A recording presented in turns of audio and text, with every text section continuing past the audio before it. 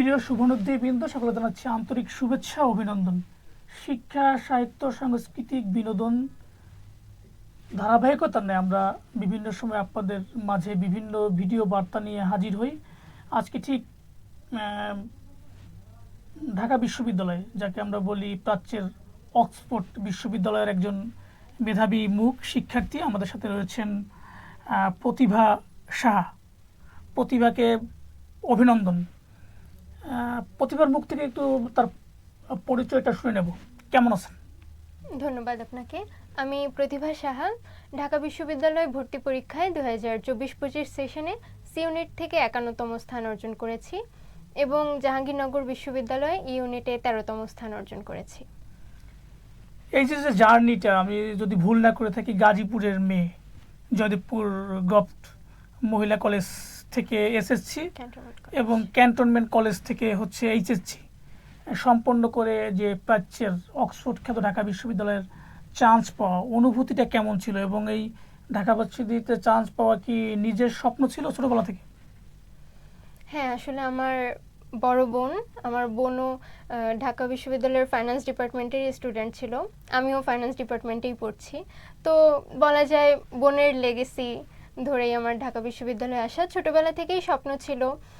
আর cantonment কলেজে পড়তাম আমি। কলেজের শিক্ষকদের অনেক অবদান আছে। পাশাপাশি ভর্তি প্রস্তুতিতে আমাকে সাহায্য করেছে আমার টিচাররা। আমি তাদের সবার কাছে কৃতজ্ঞ, আমার বাবা মার কাছে কৃতজ্ঞ, সৃষ্টিকর্তার কাছে কৃতজ্ঞ।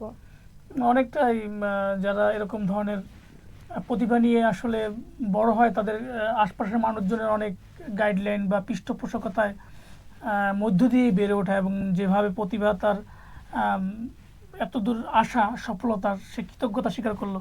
তো প্রতিভাকে একটু উদ্ঘাটন করার চেষ্টা করব যে প্রতিভা যে গভর্নমেন্ট মহিলা কলেজ বা ক্যান্টনমেন্টের পড়ার যে শাসন বা পড়াশোনার সম্পর্কে একটু জানতে চাই, ক্যান্টনমেন্টের সম্পর্কে।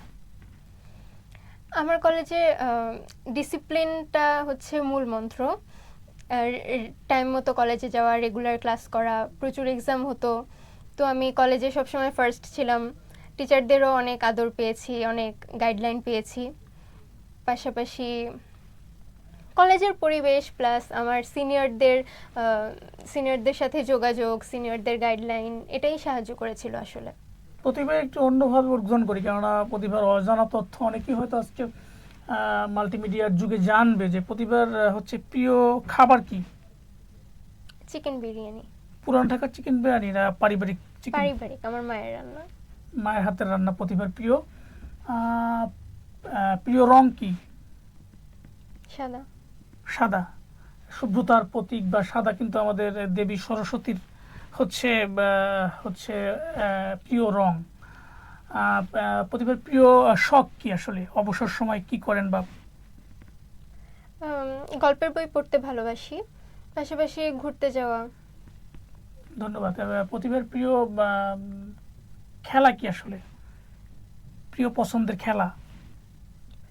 খুব একটা খেলার সুযোগ হয়নি ছোটবেলা থেকে, পড়াশোনার দিকে একটু বেশি ফোকাসড ছিলাম। ইনডোর যে কোনো গেম।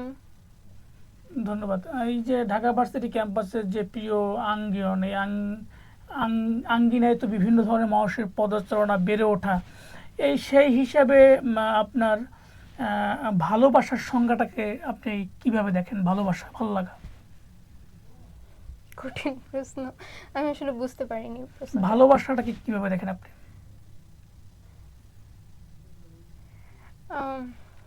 বাবা মার ভালোবাসা অবশ্যই, পাশাপাশি শিক্ষকদের প্রতি আমি কৃতজ্ঞ। আমার বোনের গাইডলাইন, আমার বোন আমাকে অনেক হেল্প করেছে। আমার বন্ধুরা আছে ক্যাম্পাসে, তাদের সবার সাথেই আমার পথ চলা। ধন্যবাদ জানাই প্রতিভাকে। প্রতিভার এই যে স্বপ্নের সফলতায় ঢাকা ভার্সিটি ক্যাম্পাস পরবর্তী যে জীবন সুন্দর হোক, সাবলীল হোক, এই প্রার্থনায় সবসময় থাকবে। হয়তোবা এই মাল্টিমিডিয়ার যুগে এই ভিডিওটা দেখবে, আপনার পরবর্তী অনুজদের বা প্রিয় মানুষ, ব্যক্তিত্বদের উদ্দেশ্যে যদি সর্বশেষ বলতেন।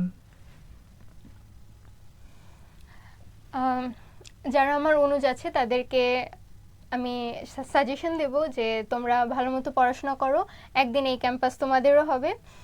পাশাপাশি আমার আজকের এই অর্জনের পেছনে যাদের অবদান আছে তাদের সবার প্রতি আমি কৃতজ্ঞ। আর জয়কলি পাবলিকেশনকে ধন্যবাদ। ধন্যবাদ জানাই, আপনার সুস্বাস্থ্য, দীর্ঘায়ু এবং সাবলীল পথ চলা কামনা করছি। ধন্যবাদ।